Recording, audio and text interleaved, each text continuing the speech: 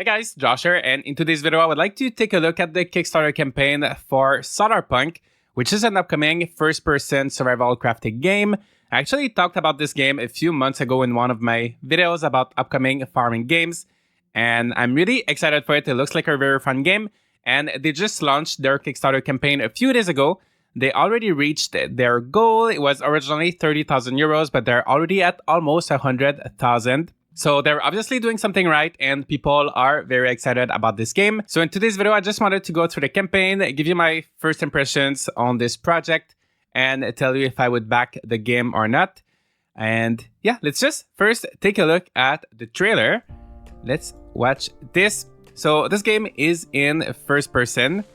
As you can see, and it looks pretty nice. There's gonna be building. It reminds me what I saw from this game. At first, it reminds me of Raft, like with the building system and everything. There's gonna be farming, some animals. Yeah, this game I know is gonna use some. There's gonna be like an energy, like electricity system. So you'll have to install these solar panels. We got a little screen with the weather. There's gonna be like windmills. And yeah, it just looks so nice. And I don't know why when I look at this footage, it reminds me of a VR game. I feel like it would be so nice to play with VR, but I don't think, at least for now, I don't think that's in the plans. I think it's just gonna be like regular controller or mouse and keyboard. Oh, the weather effects look so good, especially as you're in the sky. So when there's a storm, it looks really intense. All robots watering the crops. Wow, this looks so exciting, the idea of just like exploring these different islands. So this is Solarpunk. So this trailer is new. They did release a trailer a little while ago, but I think there's some new stuff in there that I had not seen before. So let's read the description of the game. Solarpunk is a cozy survival game in a technically advanced world of floating islands. Alone or together with your friends, you can construct buildings, grow food, craft gadgets, and explore distant islands with your own airship. Use sunlight, wind, and water to create an energy system and automate your processes, like gathering resources and watering your plants to build your dream home in the sky. So I feel like in recent years, we've had tons and tons of survival games, crafting games, farming games. These are all genres that are pretty similar. And sometimes it's hard to find what makes all of these games different from each other. So I like that in this one, you've got the energy system with the sunlight, wind, and water. And you also have the whole futuristic side of it with the technically advanced world, the floating islands, the airship. So I feel like right away, this game does quite a few things that we haven't seen in too many crafting or survival games before. So that is interesting. And now let's take a look at the key features. So multiplayer, that is always good to see.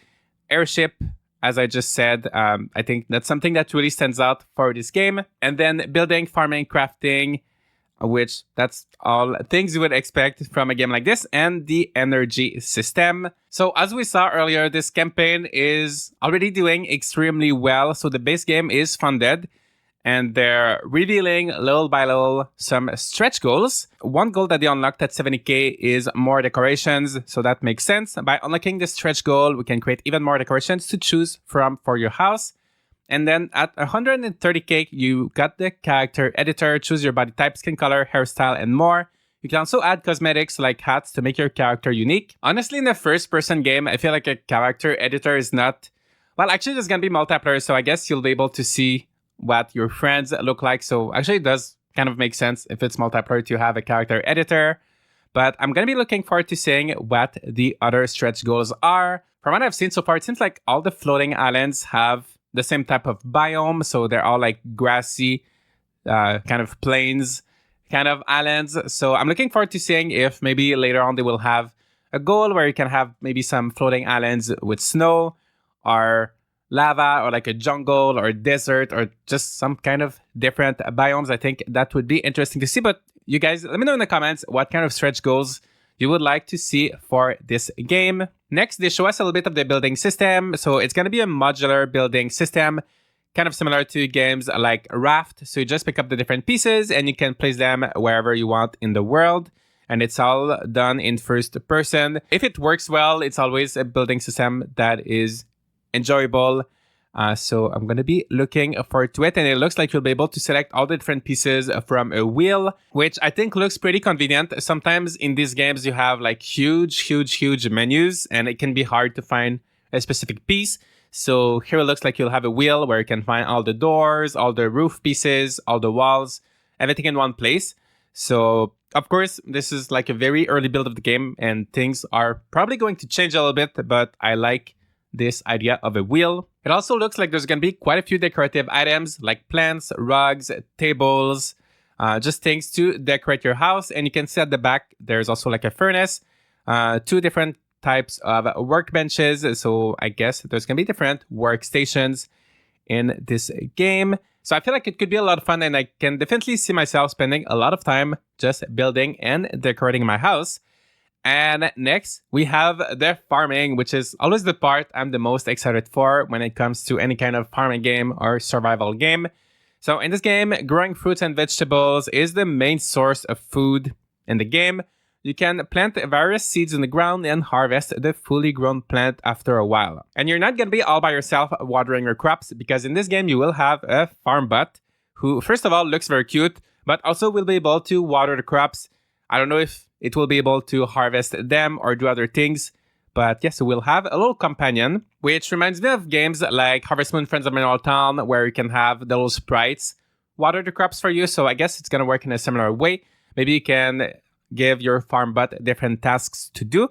And obviously, we have the sprinklers as well that we're starting to see in more and more farming games. Almost all farming games coming out right now, they do have a sprinkler system. And it also says here that the harvest food can be eaten directly or traded with the merchant in exchange for other goods. So it seems like the food will work as some kind of currency to buy other things. Oh, and they just specify here for the farm bot, actually, the farm bot can help you in the fields. He has a little water tank on his back and is ready to receive different tasks like watering, harvesting, or planting new seeds. So yes, he can do more than one thing. So he's going to be a very useful little robot. Next, they talk about the animals, and this section is pretty small, so we don't know too much. But it says in Solarpunk, you live in symbiosis with the animals. There will be no exploitation, only coexistence. Pigs, for example, if treated well, dig out truffles that you can eat. And then we've got bees who need a lot of space, and they will produce less honey if there are too many beehives nearby. So you'll have to balance how many beehives you have. And if you treat your animals well, provide them with enough food, water, and space, you can even breed animals. So we see bees, pigs, chickens, and sheep for now. Maybe there's going to be more. I'm guessing there's probably going to be some kind of stretch goals for more animals. But I think that's a good amount to start with. And I feel like we don't see pigs in a lot of farming games. So that's always good to see. Obviously, next we have crafting. So we already saw some of it in the trailer and in their earlier footage. So collected raw materials can be used to craft new items. For bigger, more complex items and for all technical devices, crafting tables are needed. So here we get a little sneak peek of the crafting menu, and I guess there's 2 different crafting tables here. I also like that they say here that the new crafting recipes can be obtained through the research table by trading with the merchant, or you can find new blueprints in the world.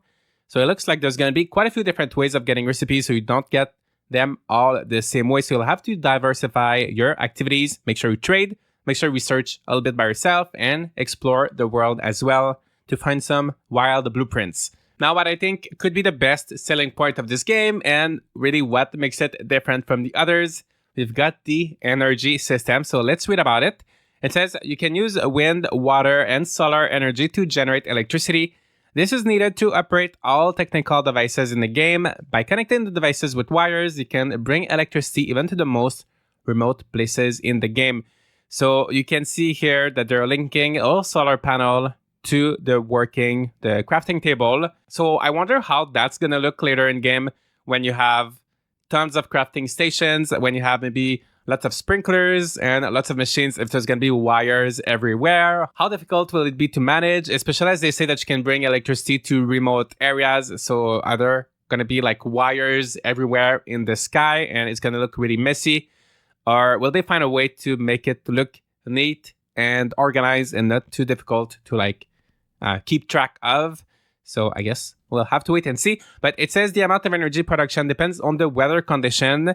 For bad and rainy weather periods, when your solar panels and windmills won't produce much energy, you can prepare yourself with large batteries that can store energy. And you can see there are different ways of making energy. So you've got the solar panels, the windmills, and the sky turbines. I was thinking it could be interesting if different islands have different weather conditions. So for example, on one island, it could rain a lot more, so it would make it a lot easier to get water, but maybe your solar panels wouldn't get as much energy. And maybe there could be another island where it's sunny all the time, so it's hard to get water and everything is dry, it's harder to grow crops, but your solar panels are able to get a lot more energy or something like that. I also wonder if there are going to be seasons, but either way, I'm really excited to see how the weather system will impact the whole energy system. But I think overall, it is a good idea and something we haven't seen in many games. Next, we've got the Airship, and just looking at this little GIF right here gets me so excited. I always love the idea of controlling different vehicles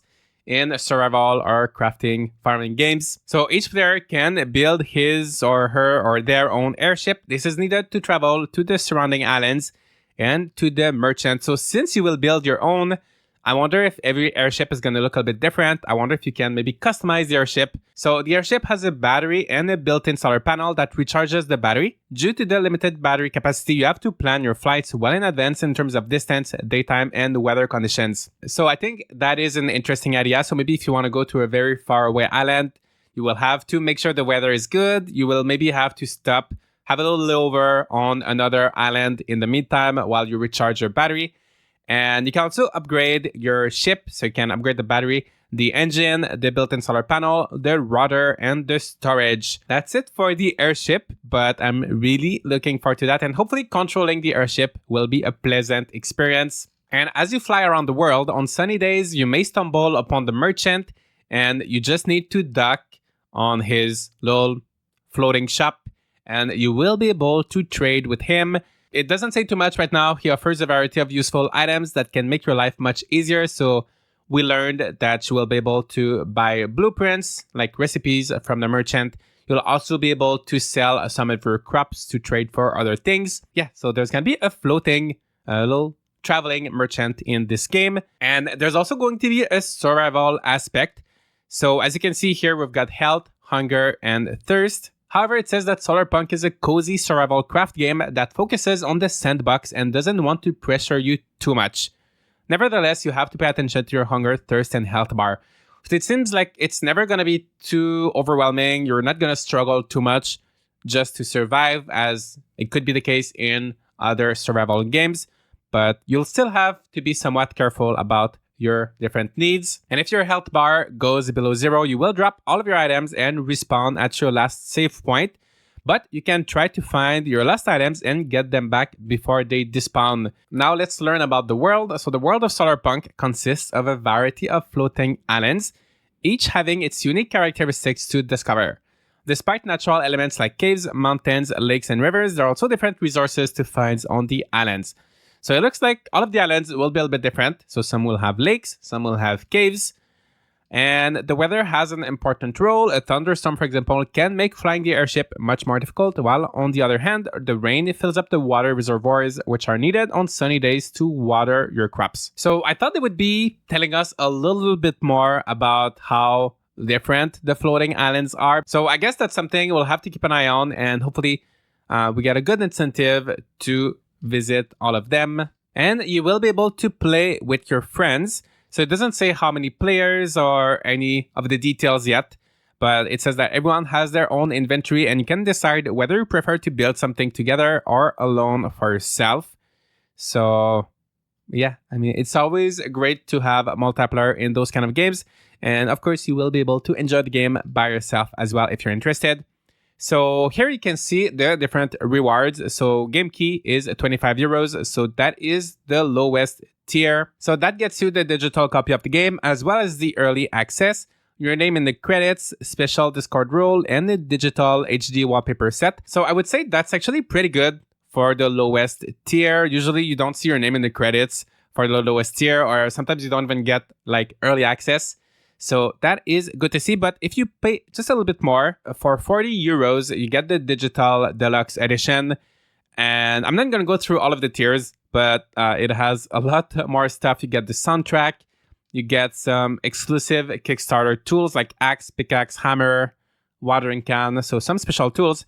And if you pay 60 euros or more, then you get access to the alpha, so you will be able to play before anybody else. And surprisingly, you even get 2 bonus games. So you get Stranded Sails and Hourglass. So I did play Stranded Sails. It was fun, but actually I just played it for 1 or 2 hours and then I kind of dropped it. Hourglass, I don't know too much about it. And then you've got other rewards. It goes all the way up to 5,000 euros. So for 5,000 euros, you would get your own airship skin. One of the most important features in Solarpunk is the airship, and you can create a skin for it that every player can use in the final game. That sounds pretty amazing. I would love to do that, but I don't have 5,000 euros. But if you guys are interested in getting your own airship in the game and you get like so much stuff, and also all of their rewards are digital. They mention it a little bit later during the campaign, but they're actually a small team of 2 developers. So obviously they need to prioritize their limited time and resources for project development. And I think that makes sense. Sometimes I see Kickstarter campaigns where like they offer tons of like plushies and art books and like physical soundtracks and all of these things. But for most indie developers, it's really a lot of work and it can be overwhelming to try to produce all of these things and ship them, and it can cost really a lot of money.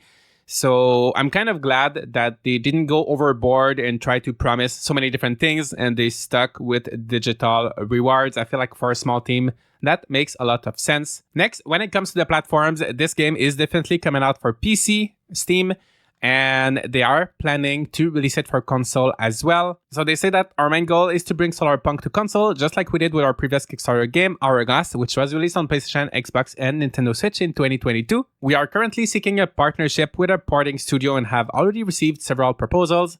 Due to the fact that we have not signed the porting contract yet, this is not without any risk. There can always occur unforeseen things, but we will keep you informed about the status of the console versions. The console version will come at the time of the full release of the PC at the earliest, but possibly later.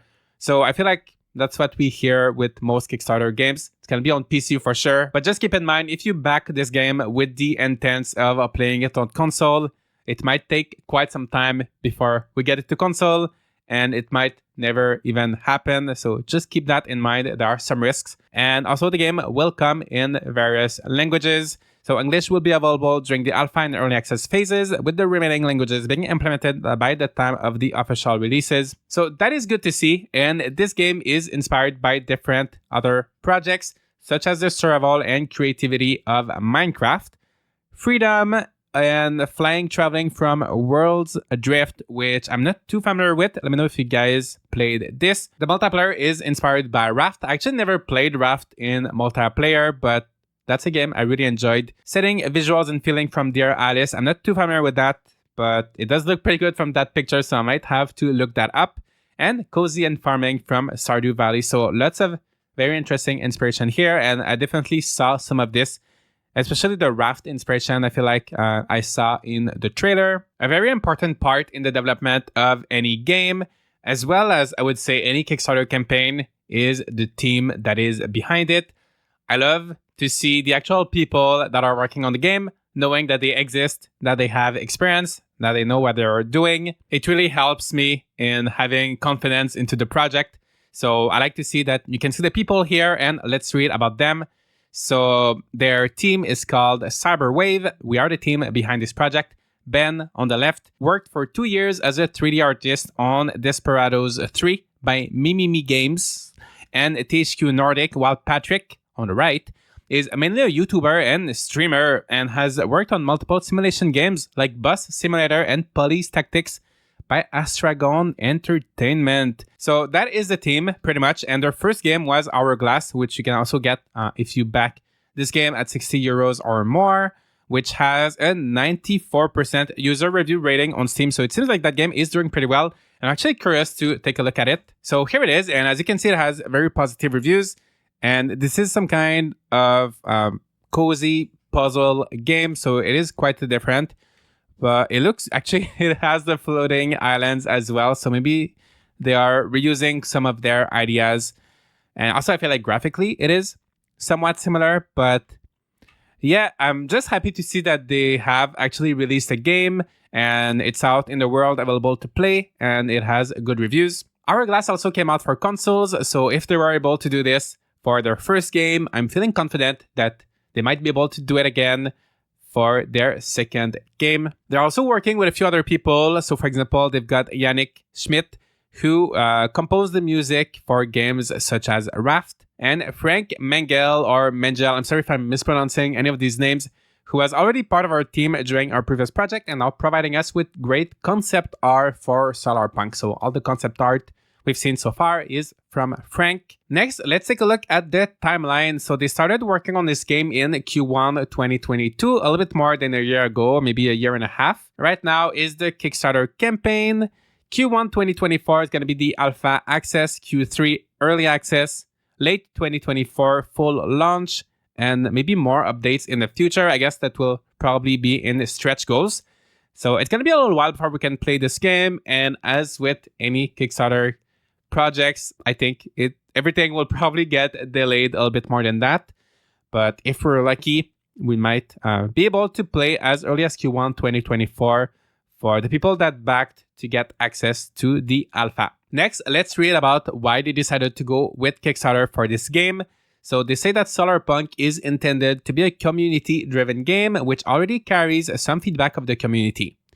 We want to go on the journey together with you and bring this project to life. We need most of the money to pay our living costs. Since we are only two people and we can't do everything by ourselves, we will also need a professional sound designer who can provide us with atmospheric sounds and music, and an animator who can create clean animations for characters and animals. So it seems like they want to keep their team rather small, which I feel like makes a lot of sense and it is logical. Sometimes you see Kickstarter campaigns with goals that are not that big and they want to have a team of 10 people, 15 people, and it just doesn't add up, like the goals and the amount of people that are planning to hire. So here it seems like they just want to hire 2 or 3 extra people for some of the stuff, but they will be doing most of the game, just the 2 of them by themselves. So this campaign will just cover their living costs for that period. So I like that they're being pretty realistic. So that's pretty much it for the campaign of Solarpunk. So I'm gonna give you guys my thoughts on this game. I actually really like this campaign because it seems pretty realistic and achievable. And they also have experience with game development. They already released a game which was pretty successful. So I am confident that they will be able to bring this game to life and that it will look pretty similar to what they're showing on the Kickstarter campaign. And in terms of the game itself, I do like the idea of the airship. I also like the idea of the energy system and the weather and all of these things. My only concern is I'm wondering how different all of the islands will be from each other. Is there really going to be an incentive to travel and explore the different floating islands? So I'm hoping to see some different biomes or something like that to make things a little bit more interesting. But overall, I am very excited for this game and I will keep an eye on it. Let me know if you're planning to back Solarpunk or not, or maybe you've already backed it. And let me know also what kind of features you would like to see in this game. Leave a like and subscribe if you'd like to see more content on this game. And I'll see you all in the next video.